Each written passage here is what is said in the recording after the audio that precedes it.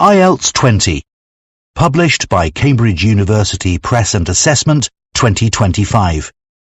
This recording is copyright. Test 3. This is the IELTS listening test. You will hear a number of different recordings and you will have to answer questions on what you hear. There will be time for you to read the instructions and questions, and you will have a chance to check your work. All the recordings will be played once only.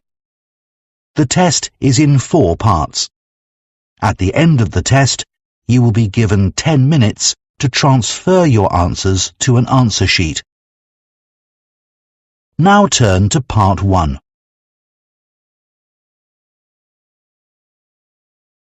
Part 1. You will hear a woman phoning the owner of a house she is going to rent about companies that she could rent furniture from. First, you have some time to look at questions 1 to 5.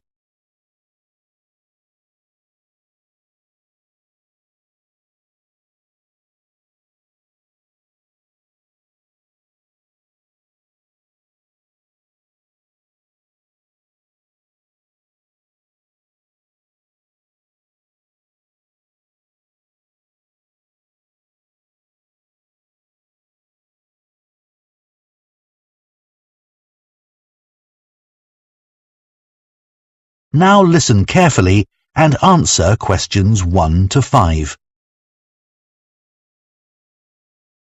Good morning. Hi, this is Shelley Meyer. I'm renting your house on Archwood Avenue. I'm due to move in next week. Oh, yes. Hello, Ms. Meyer. What can I do for you? When I viewed the house, I told you I'll most probably need to rent some furniture, at least until I know whether my temporary work contract is going to be made permanent. Yes, of course, I remember. And I said I could give you some information about furniture rental companies in the city. That's right. Well, the biggest company is called Peak Rentals. I've recommended them to other people and have always heard positive reports about them. Could you give me an idea of their costs? Sure. I actually have one of their brochures here. It says the monthly price per room starts at $105 and goes up to $239. That depends on which rooms you need furniture for, of course. Sure. It's just to get a general idea of how much it's going to cost. And you said you had some positive feedback about this company? Yes. People have mentioned that the furniture from Peak Rentals is more modern than any of the other companies. And also, once you place an order, the furniture will be delivered to you in just 1 or 2 days. That would be really helpful. Oh, and the brochure says that there's a special offer at the moment. If you rent living room furniture, I believe that's a set of chairs and a TV table, you'll also get a lamp at no extra cost.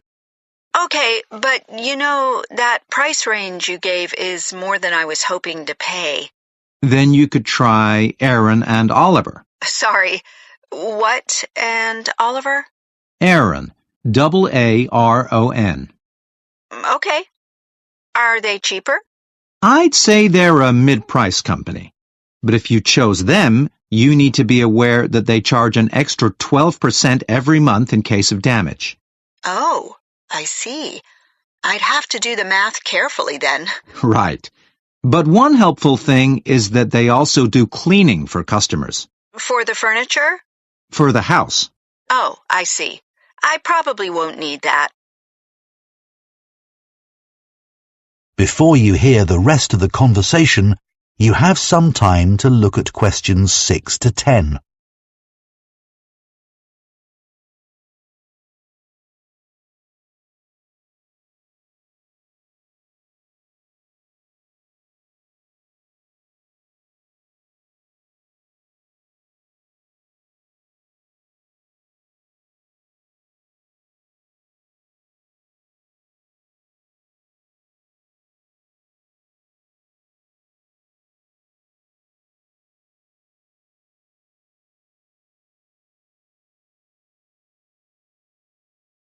Now listen and answer questions 6 to 10.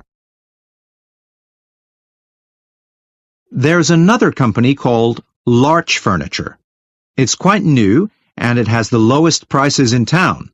That's for both furniture and also electronic equipment. Well, that would be good. I'm not bringing much with me, and I won't have much time to go shopping after I start my job. There are two things you need to know about Larch Furniture. First of all, you have to take out insurance on the furniture, and you need to organize that yourself. That wouldn't be too hard. Also, you can't take out a contract for less than 6 months, but I figure that might not be a problem for you. You're renting the house for 12 months, after all, aren't you? Yes, okay. Well, Sorry to interrupt. I just thought of another furniture rental company. It's called Space Rentals, and it's located very near to the house. Okay. I don't have any information about their charges, so it's best to use their app to find out what it would cost you to use them. Okay, thanks. I'll do that. One good thing about that company is that if you don't like the furniture once it's delivered, you can request exchanges, as long as you do that within a week of receiving it. That sounds really great. Okay, well, thanks very much. That's so helpful. That is the end of part 1. You now have 1 minute to check your answers to part 1.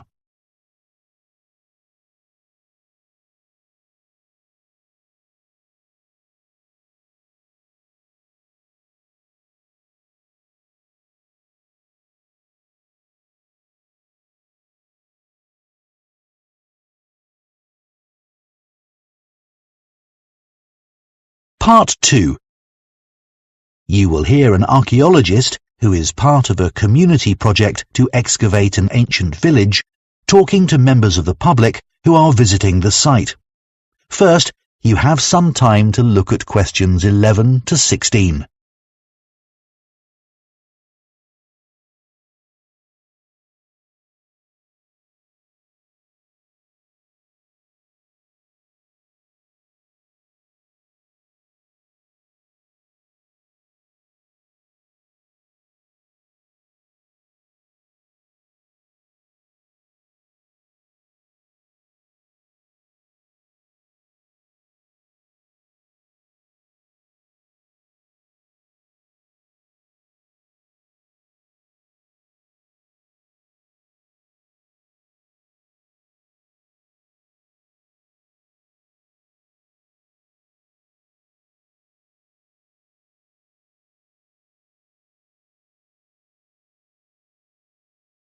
Now listen carefully and answer questions 11 to 16.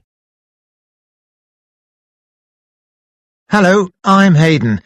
I'm one of the archaeologists investigating the site here at Bidcaster.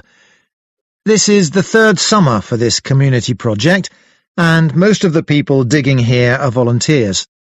I'm a full-time archaeologist for the town council, but I was asked to join the project by NHA, a charity which sets up projects like this up and down the country.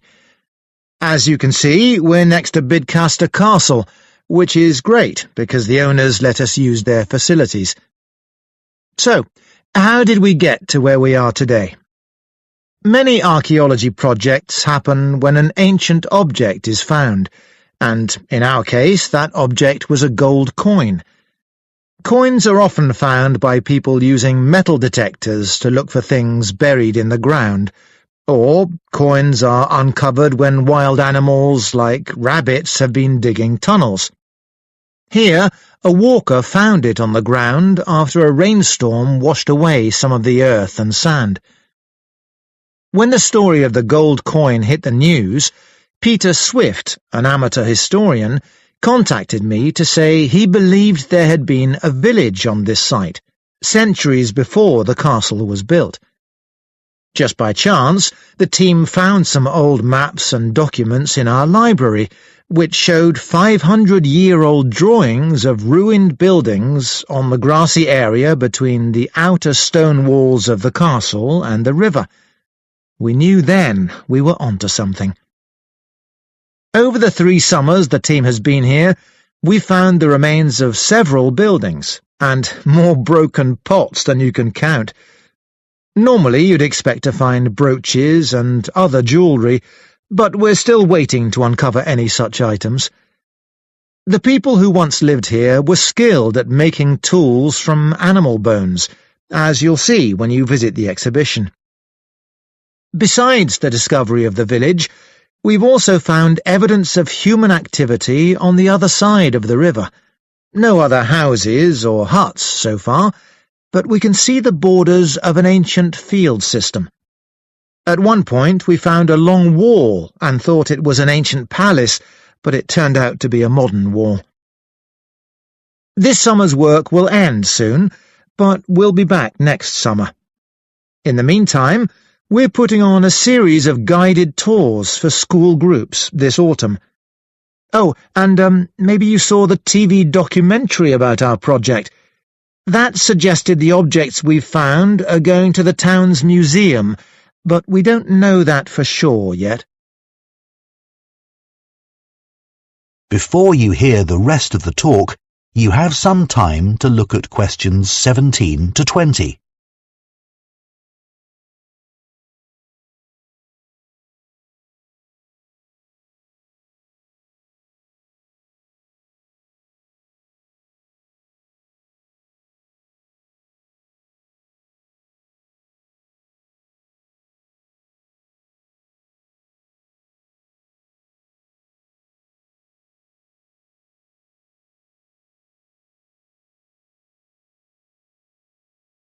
Now listen and answer questions 17 to 20.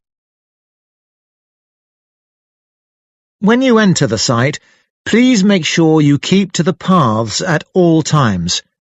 There are a few other things, the highlights of the site, if you like, that I want to mention. Take a look at the map. Our present location is marked at the bottom. This year, we've identified the foundations of an ancient bridge. And it's really exciting today because a team of divers are in the river searching for lost objects. To reach the bridge, take the main path ahead of you, go straight on, and keep going till the path bends to the left. You'll see a smaller track leading off to the right. Follow that to take you to the river, where the divers are. You might be interested to see the rubbish pit. This is very near the castle walls in the northwest corner of the site. It actually dates to the time of the castle and not the ancient village. We found oyster shells and fish bones, and we assume they were thrown from the castle kitchen above. One area we excavated in the first summer uncovered the site of a meeting hall. We knew it was an important building because it had 2 rows of post holes, deep enough to support a large roof. It's the largest structure in the central area of the site, next to the current excavation area. Last year we discovered a fish pond in the ancient village. Normally these were beside a river. The pond here is further away, but it's possible the river has moved slightly. Anyway, to get there from here, you turn right at the first information board you come to and follow the path into the trees. Before you come out of the trees, you'll see it on your right. If you reach the river, you've gone too far. So, does anyone have... That is the end of part 2. You now have 30 seconds to check your answers to part 2.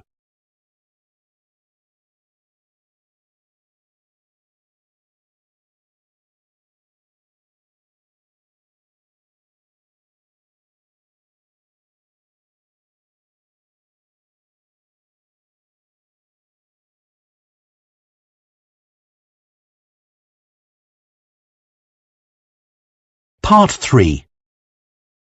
You will hear 2 theatre studies students, Maya and Finn, discussing their project on theatre programmes. First, you have some time to look at questions 21 to 26.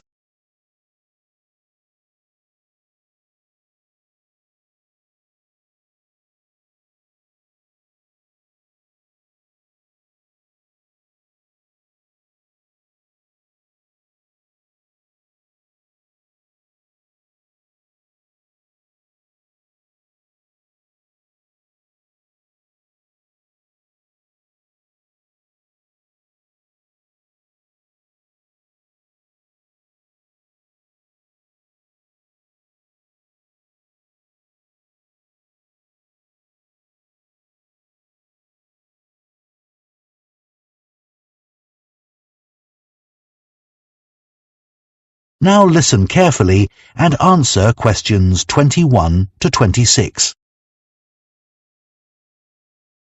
So, Finn, I've done as much as I can for our project on theatre programmes. How's your research coming along? Okay, Maya. I didn't know theatre programmes are called playbills in the USA till I started looking into the topic.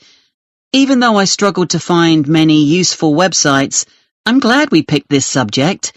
No one else on the course is doing the same as us, although it is one of the research areas of the module convener. That might actually put some people off. I suppose so. Anyway, I hadn't realised there are actually companies specialising in creating theatre programmes. Yes, they're quite common nowadays.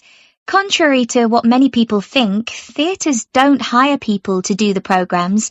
In fact, companies buy the rights to publish programmes on the theatre's behalf and then make their money selling advertising space within the programme booklet. It must be easier for theatres to do it that way. Yes.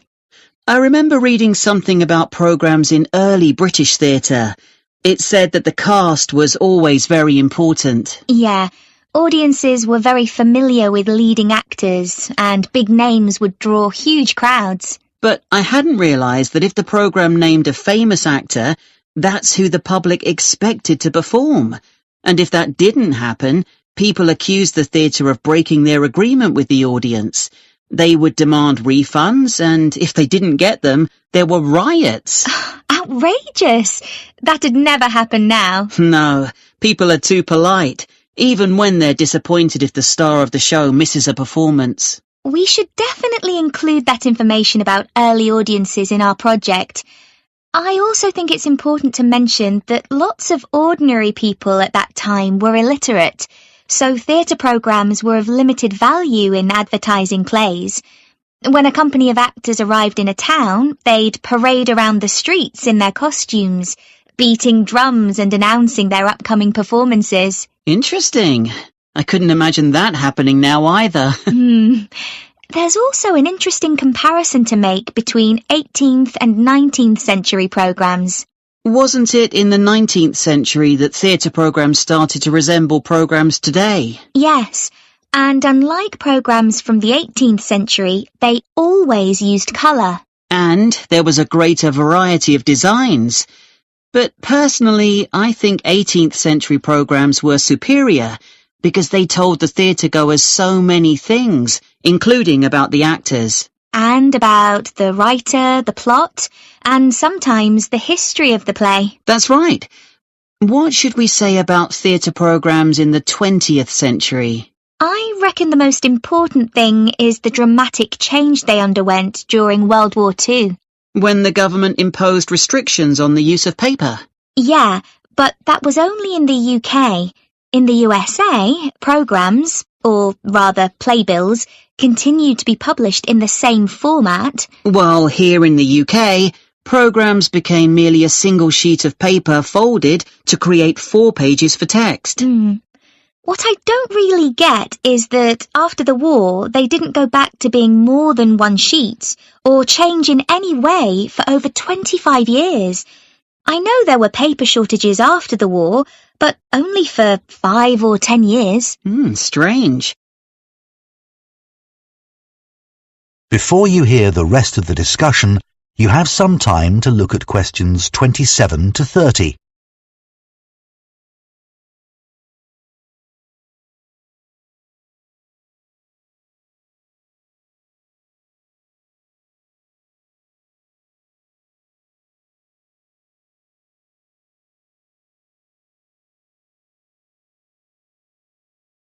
Now listen and answer questions 27 to 30.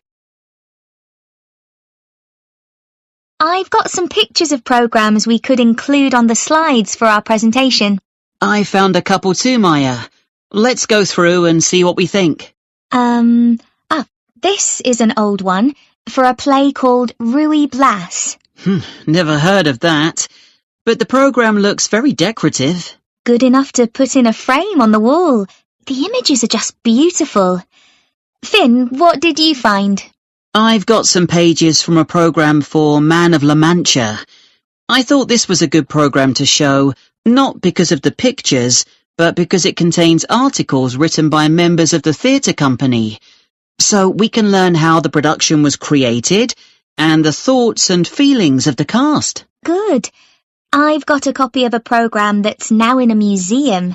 It's for The Tragedy of Jane Shore, and it's said to be the earliest surviving document to have been printed on Australia's first printing press. Fantastic! Another programme to talk about is for the Sailors' Festival. It comes from the British Library's digitised collection of programmes that was started a few years ago. It already comprises over 200,000 programmes, which is amazing. Wish I'd known about it while I was doing my research. That is the end of part 3. You now have 30 seconds to check your answers to part 3.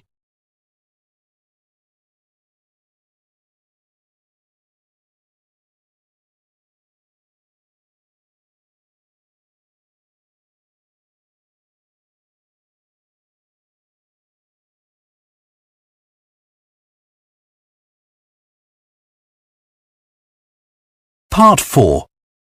You will hear a design and technology lecturer talking about inclusive design. First, you have some time to look at questions 31 to 40.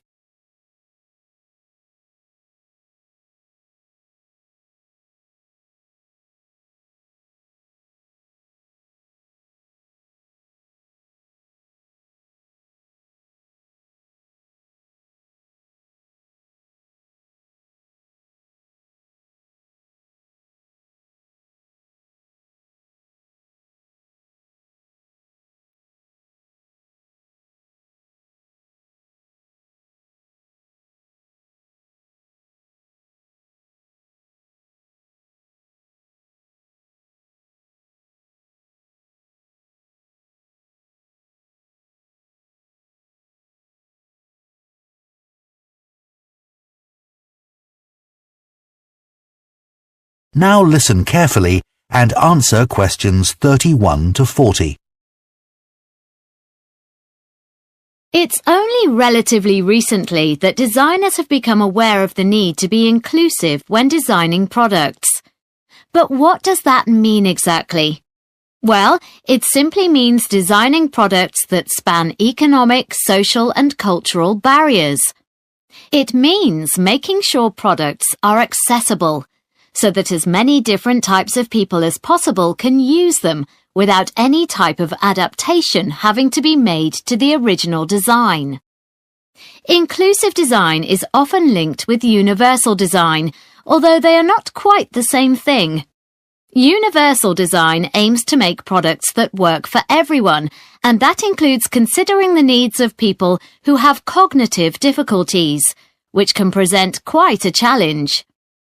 Today, examples of successful inclusive design can be seen all around us. In workplaces, it is common to see desks which can be adjusted to suit people of different heights, or for wheelchair users. This still isn't always the case, however, and is one reason why office workers often suffer from back or neck problems. You'll find another example in the public toilets of countless hotels, airports and offices. Taps that you activate by sensor require no pressing or twisting movements. These are not only more hygienic, they're also easier for people with dexterity or mobility issues. The tech industry has been criticized in the past for focusing too much on young consumers, but this is changing. Many products are now designed with the elderly in mind. For example, it's well known that vision declines with age, and that we also become worse at distinguishing between similar colors, in particular shades of blue, which is why software designers rarely create interfaces with this color. Motor skills also decline with age, and some people have difficulty doing everyday things, like picking up a cup or opening a door. This can also affect their ability to use a mouse or keyboard. so voice access is now a routine way of making commands.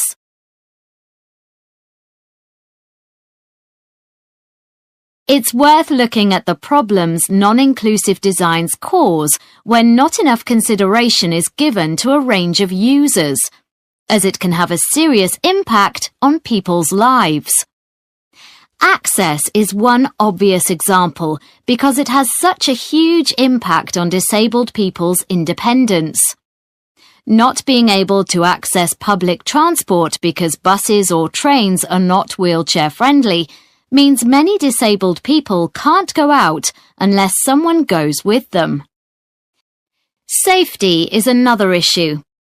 Inexplicably, most cars are still crash-tested using a dummy based on an average-sized male.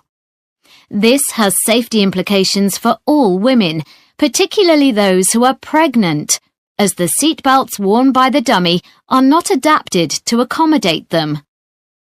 Over the past 100 years, workplaces in the UK have, on the whole, become considerably safer. Employers are legally required to provide well-maintained personal protective equipment, or PPE, anything from goggles to full bodysuits, to workers who need it free of charge. But most PPE is designed to fit men. A recent report found that employers often think that when it comes to female workers, all they need to do to comply with this legal requirement is to buy jackets, for example, designed for a small man. The problem with this is that women can be tall and still have much smaller shoulders than the average man. Ill-fitting PPE such as high-vis jackets, vests and body armour can put women at risk. The report found that 95% of women said that their PPE often hampered their work, and that this problem was worst in the emergency services, particularly the police. Another problem is related to comfort at work. A very common scenario in offices in summertime is to see women wrapped in blankets or wearing sweaters while the air conditioning is on high. Meanwhile, the men are in shorts and t-shirts. This is due to differences in metabolic rates for men and women. There is a standard setting for air conditioning to be at a temperature of 21 degrees, designed to suit men, and in most modern offices, it's not possible to turn the air conditioning up or down. This means that many offices which mainly employ women are wasting energy by having the air conditioning set too high.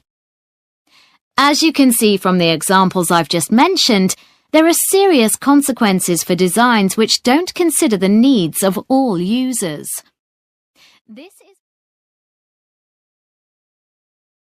That is the end of Part 4. You now have 1 minute to check your answers to Part 4.